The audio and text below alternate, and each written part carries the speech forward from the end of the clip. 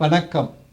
காலமெல்லாம் என்னை தன் கொத்தடிமையாய் கொண்டிருக்கும் கையில் கிளிதாங்கிய கோலக்கிளியாம் மரகதவல்லி மதுரையின் அரசி மீனாட்சி என் பச்சை புடவைக்காரியின் திருப்பாத கமலங்களைத் தொட்டு வணங்கி, இதை பார்க்கின்ற நீங்கள் எல்லோரும் எல்லா நலனும் பெற்று வாழ வேண்டும் என்ற பிரார்த்தனையை அவள் முன் வைத்து வரலொட்டி ரங்கசாமி ஆகிய நான் இன்று இதனை உங்களுடன் பகிர்ந்து கொள்கிறேன். இன்று ஒரு வாழ்வியல் உண்மையை பார்க்கலாம். அதற்கு நான் ஆங்கிலத்திலே டைம் அசிமெட்ரி என்ற பெயர் வைத்திருக்கிறேன். கால ஓட்ட வேறுபாடு என்று தமிழில் மொழிபெயர்க்கலாம். இந்த டைம் அசிமெட்ரி என்றால் என்ன? நாம் எல்லோருக்கும் 24 மணி நேரம்தான் இருக்கிறது. காலம் ஒரே வேகத்தில் தான் ஓடுகிறது. பூமி தன்னைத்தானே சுற்றி கொள்ளும் வேகத்தில் தான் காலம் அனைவருக்கும் ஓடுகிறது. ஆனால் நரேந்திர மோடியின் கால ஓட்டத்திற்கும் என் கால ஓட்டத்திற்கும் வித்தியாசம் இருக்கிறது. மோடிஜிக்கு ஒவ்வொரு வினாடியும் முக்கியம். நானோ பல நிமிடங்களை, சில சமயம் சில மணி நேரங்களை கூட ஒன்றும் செய்யாமல் சும்மா இருந்து கழித்திருக்கிறேன். முகேஷ் அம்பானி போன்ற தொழிலதிபர்களிடம் பேச நமக்கு அரை நிமிடம் கூட கிடைக்காது. அதே சமயத்தில் நமக்கு தெரிந்த பணி ஓய்வு பெற்ற ஒரு முதியவரிடத்தில் நாம் தொடர்ந்து 2 மணி நேரம் கூட பேசிக்கொண்டிருக்கலாம். உடல் நலம் சரியில்லாமல் வீட்டில் ஓய்வு எடுத்து கொண்டிருப்பவருக்கு அந்த அவருடைய நோய் குணமாகி பின் ஓய்வு எடுக்க வேண்டும் என்று மருத்துவர் சொன்னதால் ஓய்வு எடுத்து கொண்டிருப்பவருக்கு நேரம் லேசில் போகாது. அவரிடம் வளைத்து பேசலாம், பாதகமில்லை. ஒரே காலம்தான், ஆனால் அதுவே அம்பானிக்கு ரெக்கை கட்டி கொண்டு பறக்கிறது. ஓய்வு பெற்ற முதியவருக்கு அது மெதுவாக தவழ்ந்து கொண்டு செல்கிறது. இது ஒன்றும் பெரிய கண்டுபிடிப்பு இல்லை. ஆனால் இந்த உண்மையை நன்றாக உள்வாங்கி கொண்டுதான் நாம் மற்றவர்களிடம் உரையாட வேண்டும், உறவாட வேண்டும்.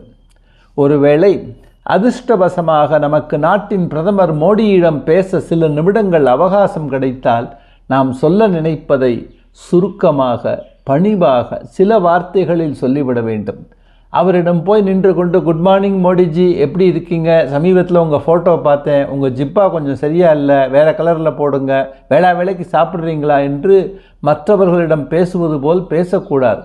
அப்படி செய்தால் அவர் அதற்கு பின் உங்களை சந்திக்கவே மாட்டார். சாண்டோ சின்னப்ப தேவர் பெரிய திரைப்பட தயாரிப்பாளர் மற்றும் இயக்குனர், பல வெற்றி படங்களை எடுத்தவர். அவர் ஒரே சமயத்தில் பல படங்களை எடுத்து கொண்டிருப்பார். மக்கள் திலகம் எம்ஜிஆர் அவருக்கு மொத்தமாக 1 வாரம் 10 நாள் என்று காட்சி தந்து விடுவார். அந்த 1 வாரத்தில் தான் தயாரிக்கும் 4-5 படங்களின் காட்சிகளை விறுவிறுவென்று எடுத்து முடித்து விடுவார் தேவர். பல கதாசிரியர்கள் தேவரிடம் கதை சொல்ல வருவார்கள். கதாசிரியர்களை அவர்கள் போக்கில் விட்டுவிட்டால் அவர்கள் நாளெல்லாம் கதை சொல்லிக்கொண்டே இருப்பார்கள். தேவரால் வேறு வேலை பார்க்க முடியாது. அதனால் தேவர் ஒரு நிபந்தனை போட்டார். உங்கள் கதையை முதல்ல 1 வரியில் நச்சுன்னு சொல்லுங்கள், எனக்கு அது பிடிச்சிருந்தா அப்புறம் அதை 5 நிமிஷத்தில் சுருக்கமாக சொல்லுங்கள், அதுவும் பிடிச்சிருந்தா விரிவாக சொல்லுங்கள், அப்புறம் கான்ட்ராக்ட் போடலாம் என்று சொல்லுவார் தேவர். 1 வரியில் கதை சொல்ல வேண்டும் என்ற நிபந்தனையிலேயே 100க்கு 90 பேர் ஃபெயில் ஆகி விடுவார்கள். நான் மனித வளத்துறை வேலைகள் பார்த்து கொண்டிருந்த பொழுது ஒரு வெளிநாட்டு வங்கிக்கு நிறைய ஆட்களை எடுக்க வேண்டியது இருந்தது. ஆங்கிலத்தில் ஆளுமை இருந்தால் போதும், வேறு படிப்போ மற்ற திறமைகளோ தேவையில்லை, யாரை வேண்டுமானாலும் நாங்கள் வேலைக்கு எடுத்துக்கொள்கிறோம் என்று அவர்கள் சொல்லிவிட்டார்கள்.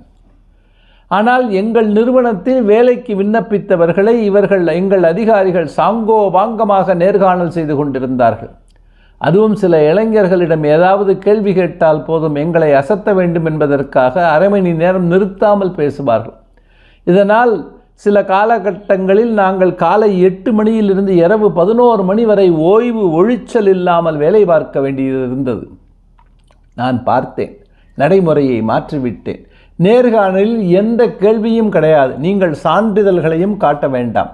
ஒரே கேள்வி, உனக்கு பிடிச்ச ஏதாவது ஒரு விஷயத்தை பற்றி இங்கிலீஷில் 1 நிமிஷம் கேப் இல்லாமல் பேசுமா? இந்த ஒரு கேள்வி தான். இது ஒன்றுதான் அனைவரிடமும் கேட்கப்பட்ட கேள்வி. எதை பற்றி சார் பேசுறது என்று கேட்டால், எதை பற்றி வேணாலும் பேசு, போன வாரம் நீ பார்த்த சினிமா, கிரிக்கெட்டு, சூப்பர் ஸ்டாரை பற்றி, உன் பாய் ஃப்ரெண்டை பற்றி, எதை பற்றி வேணும்னாலும் பேசு, ஆனால் 1 நிமிஷம் தொடர்ந்து இங்கிலீஷில் பேசியாகணும். இந்த முறை அபார வெற்றி பெற்றது. மிக குறைந்த நேரத்தில் வேகமாக ஆட்களை வடிகட்டி விட்டோம். நிறைய நல்ல ஆட்களை எங்களால் விரைவில் தேர்வு செய்ய முடிந்தது. நாம் ஒருவரிடம் சரியாக உறவாட வேண்டுமென்றால், நம் மனதில் உள்ளதை அவருக்கு புரியும்படி சொல்ல வேண்டுமென்றால் இந்த டைம் அசிமெட்ரியை நாம் புரிந்து கொள்ள வேண்டும். நான் பல பத்திரிகை ஆசிரியர்களையும் உதவி ஆசிரியர்களையும் பார்த்திருக்கிறேன். பாவம், அவர்களுக்கு 1000 வேலை இருக்கும். அதற்கு நடுவே ஒரு கத்துக்குட்டி எழுத்தாளனை பார்த்து பேசுவதென்றால், அதனால் நான் என்ன பேச வேண்டும் என்று மனதளவில் தயாரித்து வைத்து கொண்டுதான் அங்கே போவேன். மிகவும் முக்கியமான சந்திப்பு என்றால் கையிலே குறிப்பு எடுத்து கொண்டுதான் பேசுவேன். ஒரு முறை ஒரு வாடிக்கையாளரின் சார்பிலே ஒரு பெரிய வழக்கறிஞரை சந்திக்க வேண்டியது இருந்தது. 1 மணி நேரத்துக்கு 50,000 60,000 என்பது அவருடைய ஃபீஸ். அதனால் அவரிடம் என்ன பேச வேண்டும் என்று ஒரு பெரிய கோப்பை தயார் செய்து அதை 4-5 நாட்களுக்கு முன்பே அவருடைய அலுவலகத்திற்கு அனுப்பிவிட்டேன். குறித்த நாளன்று அவர் அதை படித்துவிட்டு சில சந்தேகங்களை கேட்டார். நான் விளக்கினேன். 10 நிமிடங்களில் வேலை சுலபமாக முடிந்தது.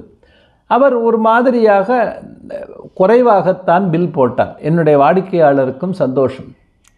இதே நடைமுறையைத்தான் உச்ச நீதிமன்றம் சுப்ரீம் கோர்ட்டிலும் கையாளுகிறார்கள். ஒவ்வொரு வியாழக்கிழமை அன்றும் ஸ்பெஷல் லீவ் பெட்டிஷன்ஸ் ஹியரிங் நடக்கும். உதாரணமாக, ஒரு விற்பனை வரி வழக்கில் ஒருவருக்கு எதிராக சென்னை உயர்நீதிமன்றம் தீர்ப்பு வழங்கியிருக்கும். அந்த தீர்ப்பின்படி அந்த வியாபாரி ஏறக்குறைய ஒரு 50-60 கோடி அரசாங்கத்திற்கு கட்ட வேண்டியிருக்கும். அந்த தீர்ப்பை எதிர்த்து மேல்முறையீடு செய்ய உச்சநீதிமன்றத்திடம் சிறப்பு அனுமதி வாங்க வேண்டும். அதனால்தான் அந்த ஸ்பெஷல் லீவ் பெட்டிஷன். உச்சநீதிமன்றம் முடிவான தீர்ப்பு வழங்கும் வரை சென்னை உயர்நீதிமன்றத்தின் தீர்ப்பை நிறுத்தி வைக்க வேண்டும் என்ற மனுவும் அதில் இருக்கும். இதற்காக ஏற்கனவே பக்கமாக மனு தயார் செய்து உச்சநீதிமன்றத்தில் கொடுத்திருப்பார்கள். நீதி அரசர்கள், the justices of supreme court of India, அந்த மனுவை வார்த்தை விடாமல் படித்திருப்பார்கள். அந்த வழக்கறிஞரின் முறை வந்தவுடன் உங்களுக்கு சொல்ல ஏதாவது இருக்கிறதா என்று கேட்பார்கள். 1.5 அல்லது அதிகபட்சம் 2 நிமிடங்களில் அந்த வழக்கறிஞர் அந்த வழக்கின் சாரத்தை சாறுபிழிந்து கசக்கி பிழிந்து தர வேண்டும். அதை கேட்டவுடன் ஏற்றுக்கொள்கிறேன், மறுக்கிறேன், அக்செப்டட், ரிஜெக்டட், அட்மிட்டட், டினைட் என்று ஒற்றை வார்த்தையில் தீர்ப்பு சொல்லிவிடுவார் நீதியரசர். அந்த ஒற்றை வார்த்தையின் விளைவுகள் பல கோடிகள் மதிப்புள்ளதாக இருக்கும். அந்த 1.5 நிமிட வாதத்திற்கு வழக்கறிஞர் 3-5 லட்சம் ரூபாய் வரை பில் போடுவார். அந்த சூழ்நிலையில் வழக்கறிஞர் கீழமை நீதிமன்றத்தில் செய்வது போல் சாங்கோபாங்கமாக வாதங்கள் செய்தால் அது கதைக்கு உதவாது. அங்கே பயங்கரமான டைம் அசிமெட்ரி இருக்கிறது. வழக்கறிஞருக்கு அது ஒரு வழக்காக இருக்கலாம், ஆனால் நீதி அரசருக்கு அது அன்று வந்த 100 வழக்குகளில் ஒன்றாக இருக்கும். சில சமயம் நாம் பரபரப்பாக சுழன்று கொண்டிருப்போம். நம்மிடம் பேசுபவருக்கோ நிறைய நேரம் இருக்கும். அப்பொழுது அவர்கள் மெதுவாக சுற்றி வளைத்து பீடிகை போட்டு பேசுவார்கள். சூழ்நிலை கருதி அதையும் பொறுமையாக கேட்க வேண்டும். அதுதான் நம் பக்கத்தில் இருக்க வேண்டிய நாகரிகம். எனக்கு 70 வயதுக்கு மேற்பட்ட வாடிக்கையாளர்கள் 5-6 பேர் இருக்கிறார்கள். இதில் சிலருக்கு ஊர்ப்பட்ட நேரம் இருக்கிறது. என்னுடைய 1100 ரூபா ரீஃபண்ட் ஏன் வரல என்ற இந்த ஒற்றை வரி கேள்வியை கேட்க அவர்களுக்கு 15 நிமிடங்கள் ஆகும். 15 நிமிடங்கள் விடாமல் பேசிக்கொண்டிருப்பார்கள். அதை பொறுமையாக கேட்க வேண்டும். ஏனென்றால் அங்கே ஒரு டைம் அசிமெட்ரி இருக்கிறது. முதியவர்களிடம் நீங்கள் பரபரப்பு காட்டினால் அவர்கள் உடனே துவண்டு விடுவார்கள். அவர்கள் நேரத்தை உத்தேசித்து நம் நேரத்தையும் அதிகம் வீணாக்க விடாமல் அவர்களை லாகவமாக கையாள வேண்டும். டைம் அசிமெட்ரி இல்லாத ஒரே உறவு பச்சை புடவைக்காரியுடன் நமக்கு இருக்கும் உறவுதான். அவளிடம் நாளெல்லாம் நாம் பேசிக்கொண்டிருக்கலாம். அவள் பொறுமையாக கேட்டுக்கொண்டிருப்பாள். அவளுக்கு இல்லாத வேலையா?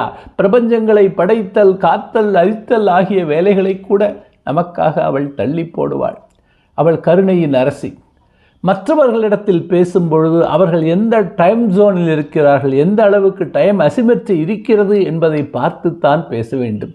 இல்லாவிட்டால் நம்மை போரடிக்கும் ஆசாமி என்று புத்தரை குத்தி விலக்கி வைத்து விடுவார்கள்.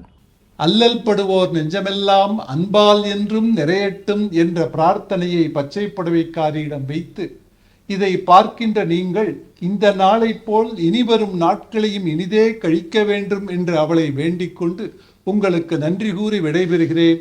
நன்றி, வணக்கம்.